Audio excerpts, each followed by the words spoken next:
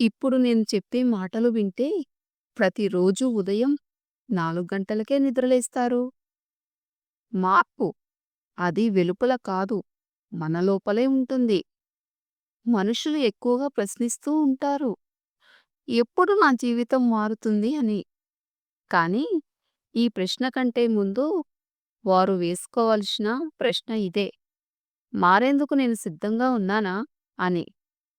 జీవితాన్ని మార్చే మార్గం రహస్యమేమీ కాదు. అది మన చేతుల్లోనే ఉంది. ఇక అదే అలవాట్ల రూపంలో ప్రతి ఉదయం లేవటం, ఏ మాట మాట్లాడటం, ఏ ఆలోచన చేయడం, ఏ పనిని ముందుగా చేయడం, ఇవన్నీ కూడా మన ఆత్మకథను తీర్చిదిద్దే ఇటుకలే. కేవలం మారాలని అనుకుంటేనే సరిపోదు. మార్పును చేతలలో ఆచరించాలి. నిజంగా జీవితం మారాలి అంటే మనం చూసుకోవాల్సిన మొదటి విషయమే మన అలవాట్లు. ప్రతి మనిషి యొక్క జీవితం అతని రోజువారీ అలవాట్లు ప్రతిబింబం మాత్రమే. అలవాట్లు అనేవి మొదట మన చర్యలను మలుస్తాయి. ఆ తర్వాత మన ప్రవృత్తిని, ఆ తర్వాత మన ఆత్మస్వరూపాన్ని నిర్దేశిస్తాయి.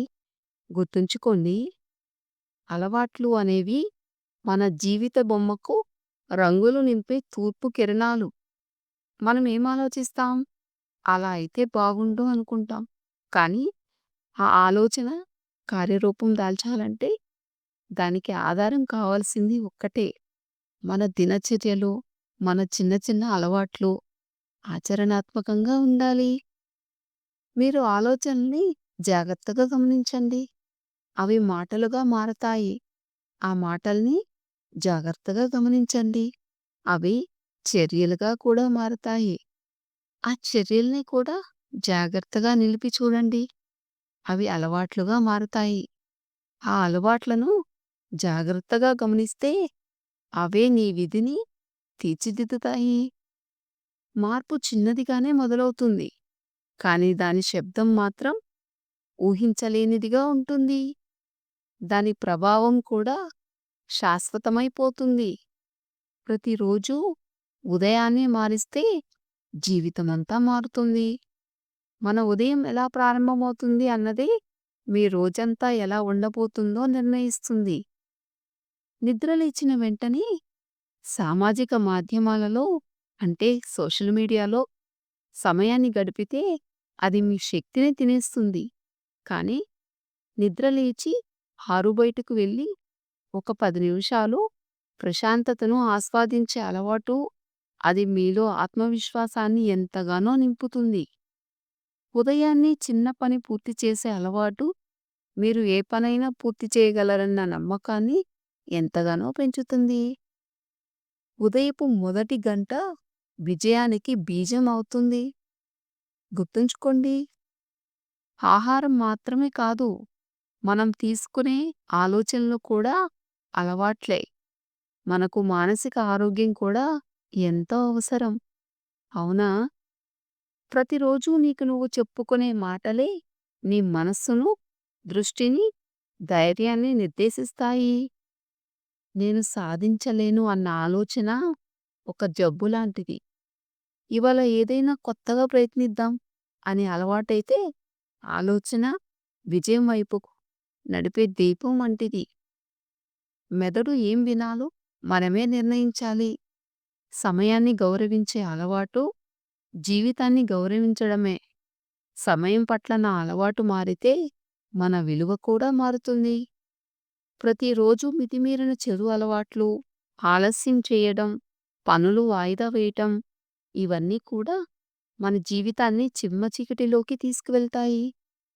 కానీ సమయాన్ని క్రమంగా వ్యూహంగా చేసుకుంటే అదే జీవితం మీద నియంత్రణగా మారుతుంది. సమయం కట్టడి కాదు, అది స్వేచ్ఛకు దారి. గుర్తుంచుకోండి, ఒక్కోసారి మనకు ఎవ్వరూ సహకరించరు, ప్రోత్సహించరు, మన విజయాన్ని పట్టించుకోరు కూడా. కానీ ఇలాంటి పరిస్థితుల్లో మనం ఆగిపోతే మనం మనకే అన్యాయం చేసినట్టు. ప్రతిరోజు మీరు మీ గురించి ఒక్క మాట చెప్పుకోండి. ఈరోజు నేను 1% మెరుగయ్యాను అనే ఆత్మబలాన్ని అలవాటుగా మార్చుకోండి. బయట నుండి వచ్చే ప్రశంసలు తాత్కాలికం మాత్రమే. కానీ లోపల పెరిగే నమ్మకం శాశ్వతంగా ఉంటుంది. ఒక్క అలవాటు జీవితానికి దిక్చూసి లాంటిది. ఒక మంచి అలవాటు ఉదయం తక్కువగా మాట్లాడటం, ఓ పని పూర్తి చేసి గర్వపడటం, పుస్తకాన్ని చదవటం, ధ్యానం చేయడం. ఇవన్నీ మన చుట్టూ ఉన్న ప్రపంచాన్ని మనకు అనుకూలంగా మార్చే శక్తిని కలిగి ఉంటాయి. వైఫల్యం అనేది కూడా ఒక్క రోజులోనే రాదు. చెడు అలవాట్లు ముసురులో నెమ్మదిగా అడుగులు వేస్తూ మనం గుర్తించనంతగా చుట్టివేస్తుంది. అలాగే విజయం కూడా ఒక్కసారిగా వచ్చేది కాదు. మంచి అలవాట్ల మార్గంలో నడుస్తూ చివరికి మన చేతుల్లోకి వస్తుంది. ముందు బద్ధకాన్ని వదలండి. జీవితం అదే మారుతుంది. మన జీవితం ఎలా ఉంటుందో అది మన అలవాట్ల మీద ఆధారపడి ఉంటుంది. ఇక వాటిలో ముఖ్యమైనది బద్ధకం, నెగ్లిజెన్స్. మన విజయాన్ని అడ్డుకునే అతిపెద్ద శత్రువు. బద్ధకం అంటే పనికి దూరంగా ఉండటం మాత్రమే కాదు. అది మన కలలను పూర్తిగా వదిలేయడమే. మన ఆశయాలను ఖాళీగా ఊహించుకుంటూ ఆ దిశగా ఒక్క అడుగు కూడా వేయకుండా కాలం గడిపేస్తే అదే బద్ధకం. అదే సోమరితనం. ఈ ప్రపంచంలో ఎంతమంది గొప్ప విజయాలు సాధించారో వారు ప్రతి ఒక్కరూ కూడా వారి బద్ధకాన్ని ఓడించిన వారే. ఎవ్వరికీ కూడా సమయం ఎక్కువగా లేదు. ఒక్క రోజుకి అందరికీ 24 గంటలు మాత్రమే. కానీ అది ఎవరెవరు ఎలా వినియోగించుకుంటున్నారు అన్నదే వారి జీవితం ఎలా ఉండబోతుందో నిర్ణయిస్తుంది.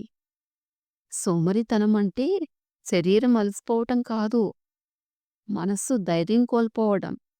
ఎప్పుడైనా చేస్తాను, అయ్యిందేదో అయిపోయింది అనే మాటలు జీవితాన్ని నాశనం వైపు తీసుకెళ్తాయి. పేదరికం అనేది ఆర్థిక స్థితి కాదు, అది ఒక మానసిక రోధన. మన బుద్ధికి పని పెట్టకుండా, ఎదిగే ప్రయత్నం చేయకుండా, ఒక్కటన్నా నేర్చుకోవాలన్న తపన లేకుండా మన సమయాన్ని శూన్యంలో గడిపితే మనం ఉన్న స్థితిలోనే ఉండిపోతాం. మనం ఎంత సమర్థులమో, ఎంత శక్తివంతులమో మనకు అర్థం కాలేదు కాబట్టే మనం నిరుపేదలమవుతాం. ఇదండి మరి ఈ వీడియో. ఈ వీడియో నచ్చితే లైక్ చేయండి. ఇప్పటి వరకు నేను చెప్పిన దానిలో ఏది బాగా నచ్చిందో కామెంట్ చేయండి. ఇలాంటి మరిన్ని ఇంట్రెస్టింగ్ వీడియోస్ కోసం నా ఛానల్ని సబ్స్క్రైబ్ చేసుకోండి. ధన్యవాదాలు.